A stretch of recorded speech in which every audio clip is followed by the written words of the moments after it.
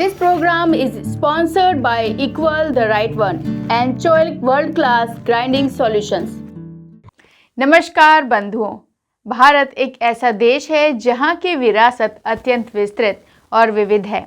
किसी भी देश के लिए उसकी विरासत अनमोल होती है, क्योंकि इन विरासतों का समाज में अपना एक महत्व होता है।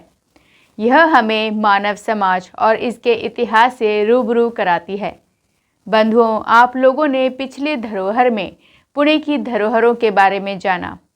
आइए आज आप लोगों को दिल्ली, गुजरात और राजस्थान के कुछ खास धरोहरों के बारे में जानकारी देते हैं। सबसे पहले जानते हैं प्राचीन श्री विश्वकर्मा मंदिर कमेटी पहाड़गंज नई दिल्ली के बारे में। दिल्ली का पहाड़गंज कई मंदिरों के लिए मशहूर है, जिसमें झंडे वाला मंदिर, हनुमान मंदिर, बिरला मंदिर, श्री लक्ष्मी नारायण मंदिर, खाटू श्याम मंदिर, काली मंदिर और विश्वकर्मा भगवान का मंदिर। इन मंदिरों का अपना अलग ही इतिहास है। उसी तरह ये विश्वकर्मा जी का मंदिर बहुत ही प्राचीन माना जाता है। इस प्राचीन मंदिर की उत्पत्ति पांडवों के काल से बताई जाती है। दिल्ली पहाड़गंज में या तो हनुमान जी का या विश्वकर्मा जी का मंदिर सबसे पुराना बताया जाता है। दिल्ली के प्रत्येक हिस्से से लोग आते हैं और विश्वकर्मा जी के दर्शन पाते हैं, आशीर्वाद प्राप्त करते हैं।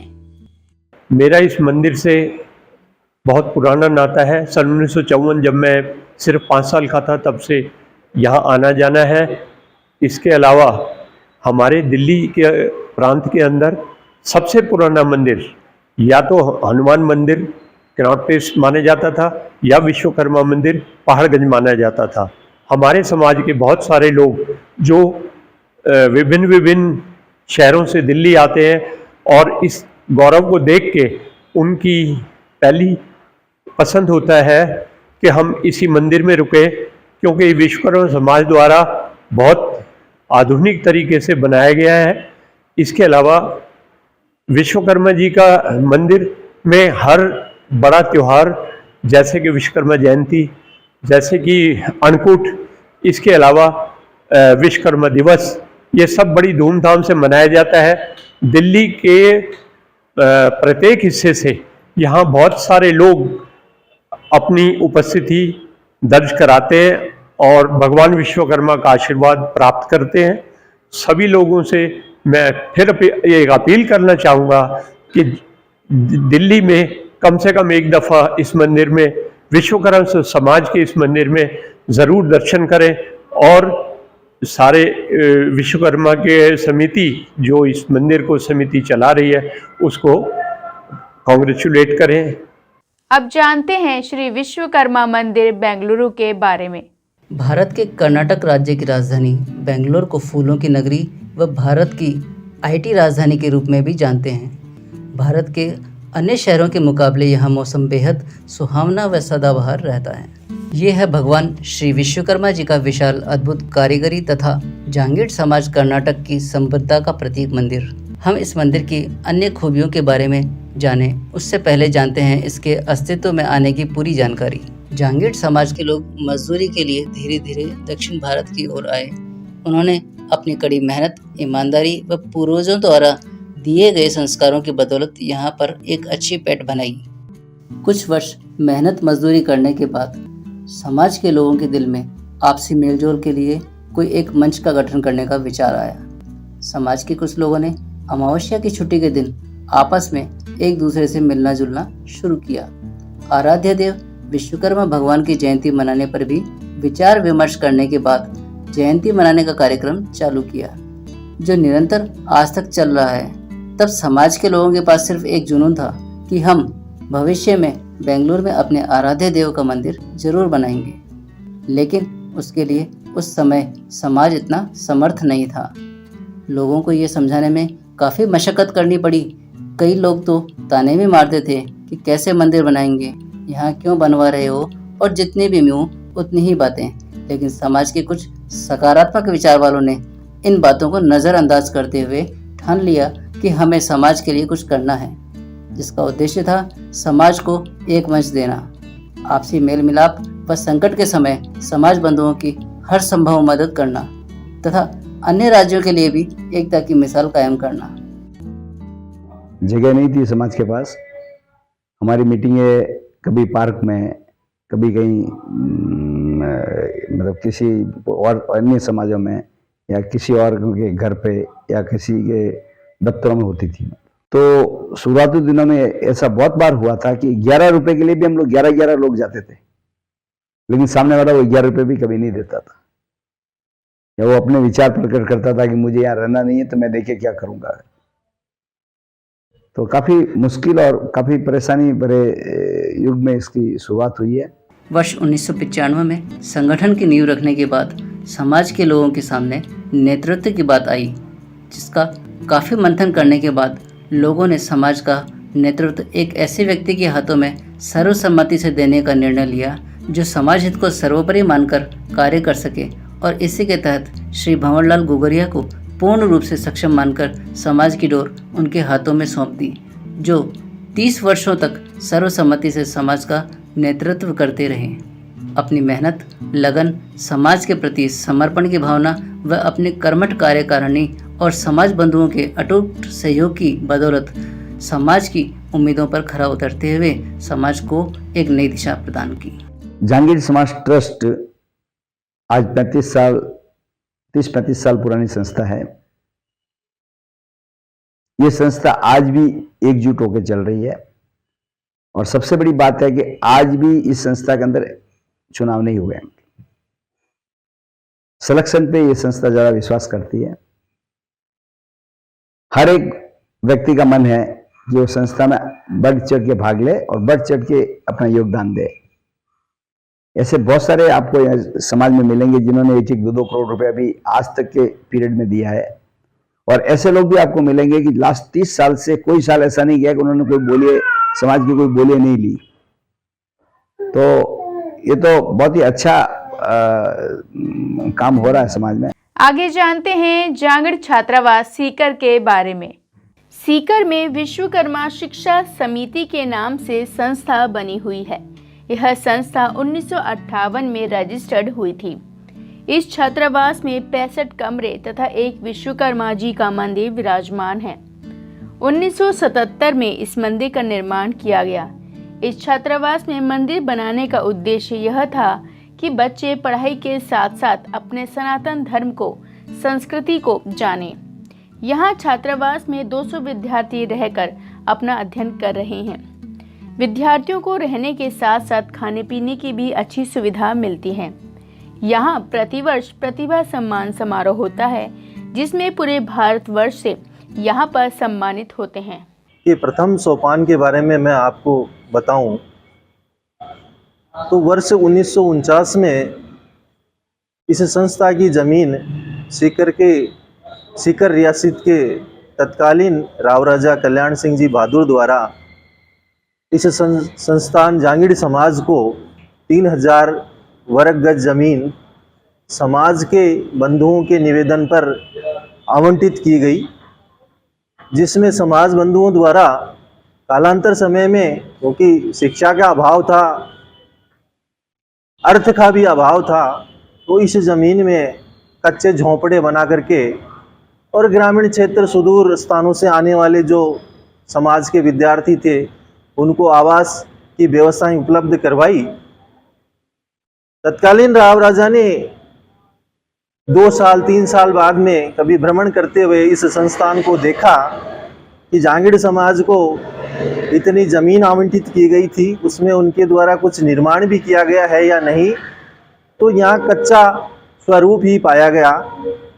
तो उदारमना कल्याणकारी भामाशाह के रूप में प्रसिद्ध इस सीकर रियासत के अंतिम शासक राव राजा कल्याण सिंह बहादुर द्वारा अपने स्वयं के हाथों से 1953 में एक कमरे की नींव रखी गई। एक कमरा इस विश्वकर्मा शिक्षा समिति को यहाँ के राव राजा ने बना करके उपलब्ध करवाया, जो इस भव्य स्वरूप में आज भी वो राव राजा का बनाया हुआ कमरा मौजूद है, बहुत अच्छी स्थिति में है। वो प्रथम कमरा बना। उसके बाद में कालांतर में जो समाज बंधुओं की अर्थव्यवस्था या आर्थिक स्थिति कहें या दानदाताओं के सहयोग से कहें, जितना भी जिस समाज बंधु से अपने हैसियत के अनुसार बन पड़ा, किसी ने कुछ योगदान दिया, किसी ने कुछ योगदान दिया, जो वर्तमान में आज 65 कमरों के रूप में और ये विश्वकर्मा जी भगवान का जो मंदिर है इसके साथ भव्य रूप में आप सबके सामने है। इस विश्वकर्मा शिक्षा समिति में जो भगवान विश्वकर्मा का मंदिर बना हुआ है वो यहाँ के राज दरबार में प्रसिद्ध मिस्त्री हुआ करते थे, राजा साहब के आदरणीय नंदलाल जी बरनेला साहब, उनके द्वारा ये 1977 में भव्य मंदिर का निर्माण करवाया गया, जिसका उद्देश्य ये था कि समाज के बच्चे पढ़ने के साथ साथ अपने सनातन धर्म और संस्कृति और समाज के आराध्य देव भगवान की विश्वकर्मा जी की सुबह शाम आरती के साथ उपासना करें। इस उद्देश्य से इस मंदिर का निर्माण करवाया गया और ये आज इस विश्वकर्मा शिक्षा समिति जांगीड़ छात्रावास में 65 कमरे बने हुए हैं, जिनमें लगभग 200 विद्यार्थी रह करके अध्ययन कर रहे हैं, जिनके लिए बहुत ही नॉमिनल चार्ज पर सुविधाएं उपलब्ध करवाई जा रही हैं। दिल्ली के जांगड़ ब्राह्मण सत्संग भवन एवं विश्वकर्मा मंदिर के बारे में जानते हैं। आज हम जिस धरोहर के बारे में आपको बताने वाले हैं वो है जांगड़ ब्राह्मण सत्संग भवन एवं विश्वकर्मा मंदिर। यहाँ 1990 के आसपास यहाँ पर लोगों को इकट्ठा करना शुरू किया। इस संस्था में कई सारे कार्यक्रम होते हैं।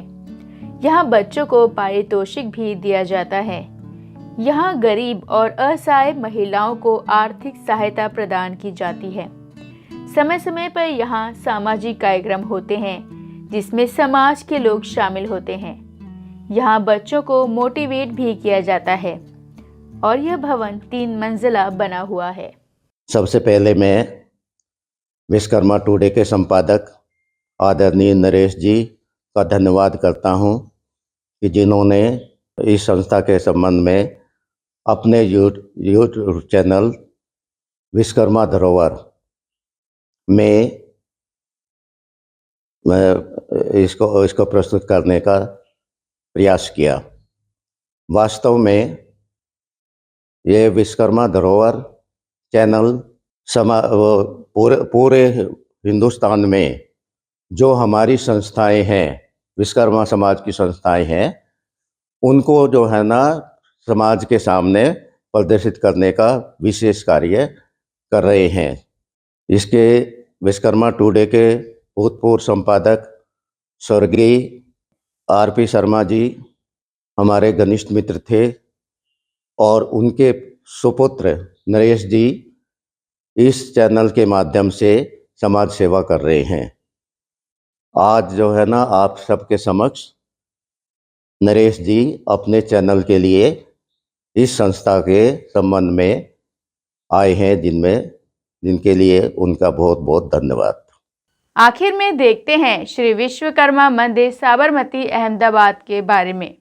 यह विश्वकर्मा मंदिर बहुत पुराना है तथा शुरू से ही अब तक एक ही जगह स्थित है। यह धरोहर बुजुर्गों की मेहनत का ही फल है। यहाँ की कार्यकारिणी अच्छा कार्य कर रही है। यह कार्यकारिणी पूरे मन से काम करती है और इस मंदिर में आकर कोई भी शादी ब्याह जैसे कार्यक्रम संपन्न कर सकता है। यहाँ भामाशाहों का भी भरपूर सहयोग रहा है। मेरा मानना यह है कि यह हमारा मंदिर जो है वो काफ़ी साल पुराना है और हमारे बुजुर्गों ने इसकी नींव डाली थी। सबसे पहले इसकी नींव एक नदी है जिसका नाम चंद्रभागा है, जो अभी नाले के रूप में रूपांतर हो चुकी है। और इस नदी के किनारे पर हमारे बुजुर्गों ने काफ़ी मेहनत मशक्क़त करके छोटा सा मंदिर का निर्माण किया था और भजन कीर्तन किया करते थे। और ये नदी जो आगे जाके सुब्रमती यानी कि साबरमती, जिसका पुराणों में सुब्रमती नाम है, जिसका नाम अपभ्रंश होके साबरमती पड़ा, उस पर जाकर ये मिलती है। और इस मंदिर किनारे पर ये विश्वकर्मा मंदिर की नींव डाली गई और हमारे बुजुर्गों ने काफ़ी मेहनत करी और हमारे ट्रस्टीगणों ने काफ़ी जो पहले जो ट्रस्टीगण हुए और उन्होंने काफ़ी मेहनत करके और काफ़ी समाज को इकट्ठा करके और इस मंदिर की नींव रखी गई। आज ये मंदिर काफ़ी बड़ा हो चुका है। 1000 स्क्वायर मीटर में ये मंदिर की स्थापना हो चुकी है। यहाँ पर काफ़ी फंक्शन होते हैं जो समाज के द्वारा संचालित होते हैं, जैसे कोई शादी ब्याह होना या कोई किसी त्यौहार का फंक्शन होना, जैसे जन्माष्टमी होना, होली दिवाली होना वगैरह वगैरह। सारे संस्कार जो होते हैं वो सब यहाँ होते हैं और यहाँ पर काफ़ी समय से समाज के द्वारा काफ़ी कुछ होता है। तो यह था हमारा आज का सामाजिक धरोहर कार्यक्रम। आपको हमारा आज का कार्यक्रम कैसा लगा कमेंट करके ज़रूर बताएं और साथ ही लाइक शेयर सब्सक्राइब करना ना भूलें। तो चलिए मिलते हैं अगले सोमवार एक नई धरोहर के साथ। तब तक के लिए दीपिका को दीजिए इजाज़त।